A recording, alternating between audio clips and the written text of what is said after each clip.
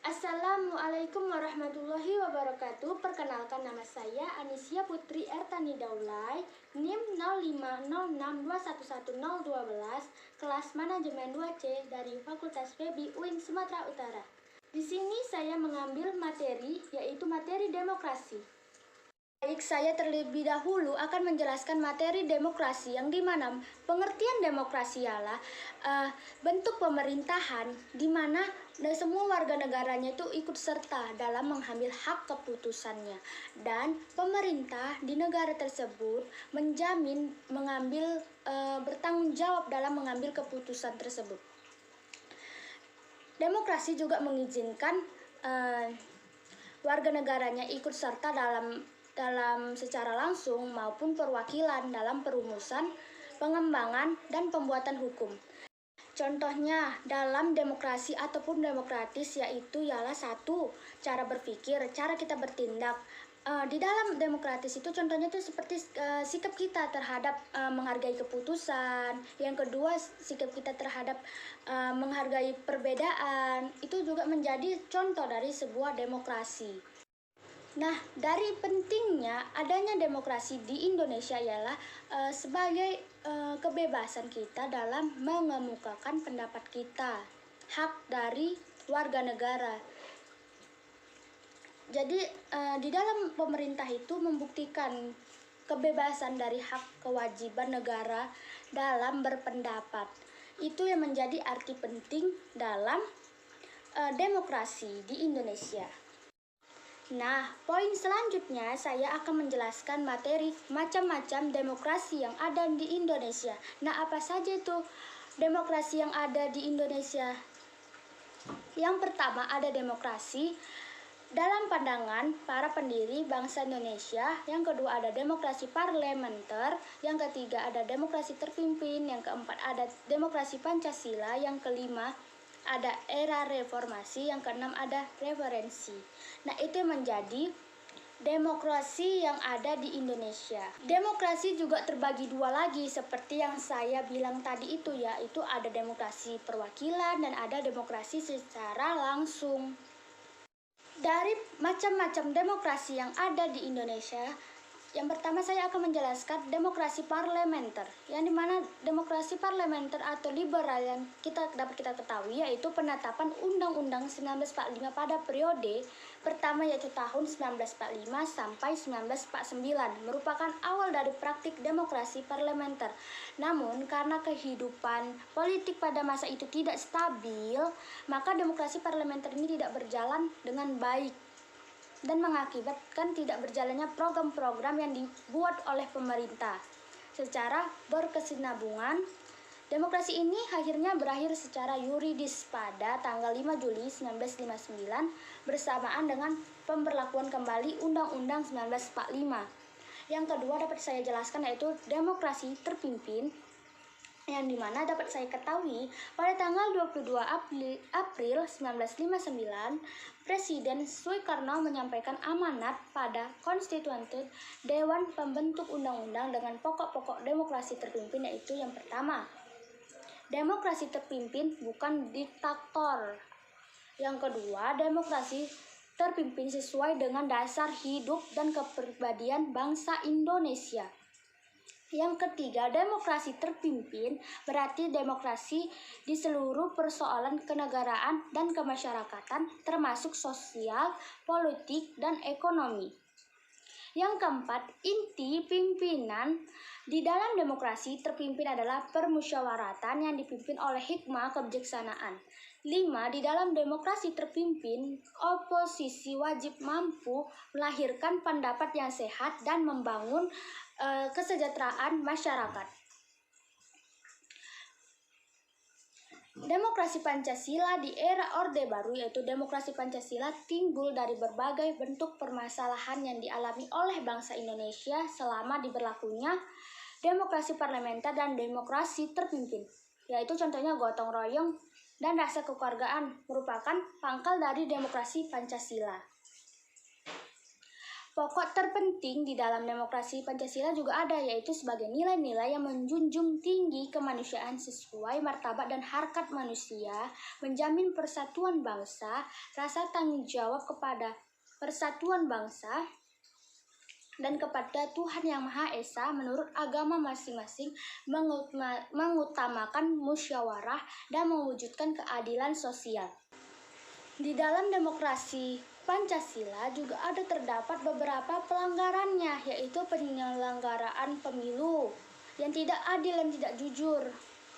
Yang kedua, jaminan kebebasan mengemukakan pendapat yang nyaris tidak ada. Yang ketiga, pengekangan berbagai diskusi di perguruan tinggi. Yang keempat, diberadalnya pencabutan izin sejumlah media yang mengkritik pemerintah. Yang kelima, kriminalisasi terhadap individu dan kelompok yang tidak sependapat. Yang keenam, penculikan dan penghilangan paksa.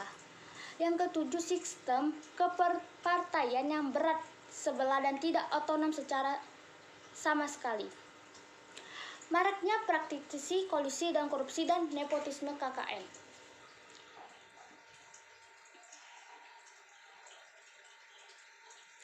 Di demokrasi Pancasila di reformasi masa sekarang ini, yang dapat saya ketahui yaitu yang pertama ada beberapa hasil perubahan. Yang dapat saya ketahui yaitu pertama ada 1, pemilih yang sungguh-sungguh demokrasis. Yang kedua, terwujudnya kehidupan yang lebih demokrasis. Yang ketiga, lembaga demokrasi akhirnya berfungsi. Yang keempat, setiap partai politik sekarang dapat mandiri dan tidak berat sebelah. Yang kelima, memaknai demokrasi Pancasila sebagai nilai-nilai budaya politik yang mempengaruhi sikap hidup politik pendukungnya. Di sini saya juga akan menjelaskan materi yang selanjutnya, yaitu materi tujuan demokrasi. Demokrasi juga mempunyai tujuan, yaitu yang pertama yang dapat saya ketahui sebagai kebebasan berpendapat. Dalam demokrasi, kebebasan berpendapat itu sangat penting dan sangat ada di dalam demokrasi, yaitu sebagai negara yang menganut sistem demokrasi di mana rakyatnya itu bebas mengeluarkan pendapat dan hak-haknya di dalam suaranya. Yang kedua yaitu menciptakan keamanan dan ketertiban. Adanya demokrasi dengan ketertiban, keamanan, ketentraman di dalam negara, demokrasi akan menjamin hak-hak setiap warga negara dan mengedepankan musyawarah untuk memecahkan solusi bersama. Tujuan yang selanjutnya juga ada. Yang ketiga itu membatasi kekuasaan pemerintahan. Kekuasaan tertinggi negara yang menganut sistem pemerintahan demokrasi ada di tangan rakyat. Hal ini berarti rakyat berhak memberikan aspirasi dan kritik pada pemerintah. Setiap pemerintahan demokrasi juga bertujuan membatasi kekuasaan pemerintah agar menimbulkan kekuasaan yang sewenang-wenangnya. Adanya demokrasi diharapkan bisa menciptakan pemerintahan yang bertanggung jawab. Rakyat dapat menilai dan menuntut apabila ada ketidaksesuaian dalam pemerintahan. Rakyat dapat juga mengajukan tuntutan pada pemerintah apabila menyelewengkan terhadap kebijakan yang dibuat. Yang keempat yaitu ada mendorong masyarakat aktif dalam pemerintahan. Demokrasi yang sangat mengedepankan kedaulatan rakyat sehingga rakyat dan dilibatkan dalam setiap proses pemerintahan. Maka itu rakyat didorong aktif terlibat dalam bidang politik juga, memajukan kinerja pemerintahan negara yang tersebut. Adanya peran rakyat dalam pemerintahan akan membuat setiap warga negara lebih bertanggung jawab terhadap peran yang dimilikinya sebagai seorang warga negara. Yang kelima ada mencegah perselisihan. Di dalam suatu negara, demokrasi setiap masalah atau konflik yang terjadi akan diselesaikan dan dimusyawarahkan dengan menganut sistem demokrasi, yaitu mengambil hak-hak suara warga ataupun rakyat di dalam negara tersebut.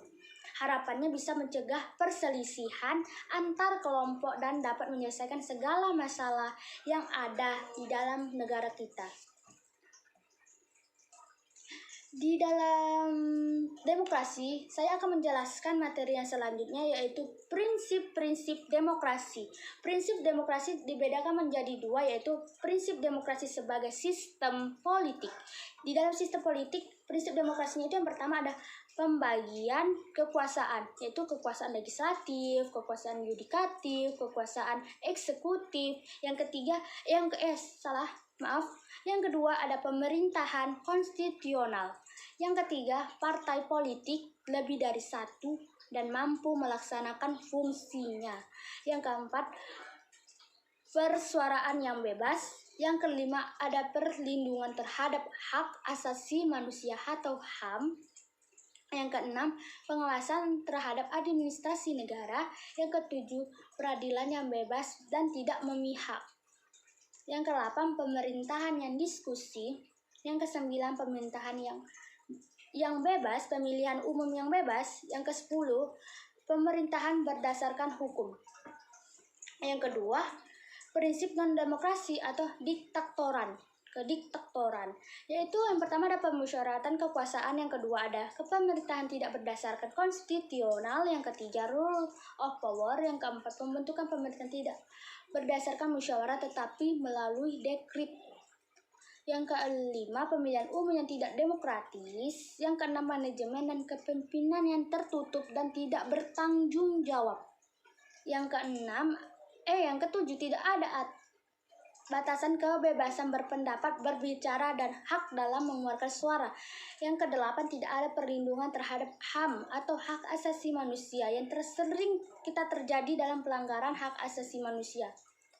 Yang terakhir yaitu ada menekankan dan tidak mengakui hak-hak minoritas warga negara. Materi yang terakhir yang saya bawakan dari demokrasi yaitu ada ciri-ciri di dalam demokrasi, yaitu ciri yang pertama, 1. Memiliki kelompok yang mewakili rakyat. Dalam hal ini Indonesia Dewan Perwakilan Rakyat atau DPR yang telah dipilih melalui pemilihan umum ataupun pemilu.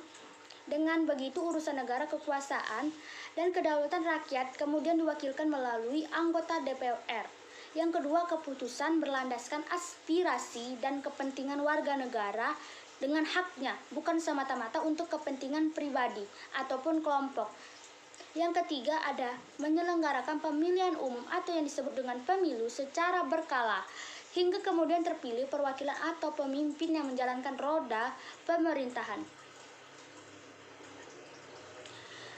Yang keempat, adanya sistem kepartaian. Partai merupakan sarana atau media untuk melaksanakan sistem demokrasi. Dengan adanya partai, rakyat juga dapat dipilih menjadi wakil rakyat, memiliki fungsi sebagai penerus aspirasi tersebut. Yang kelima, ada menerapkan sistem konstitusional, yaitu berkaitan dengan kehendak, kepentingan atau kekuasaan rakyat yang mana telah tercantum dalam undang-undang. Baik, itu saja yang dapat saya sampaikan dari materi yang saya bawakan, yaitu materi demokrasi. Mohon maaf ketika ada kesalahan. Semoga materi yang saya sampaikan dapat bermanfaat bagi pembaca. Itu saja. Wassalamualaikum warahmatullahi wabarakatuh. Terima kasih.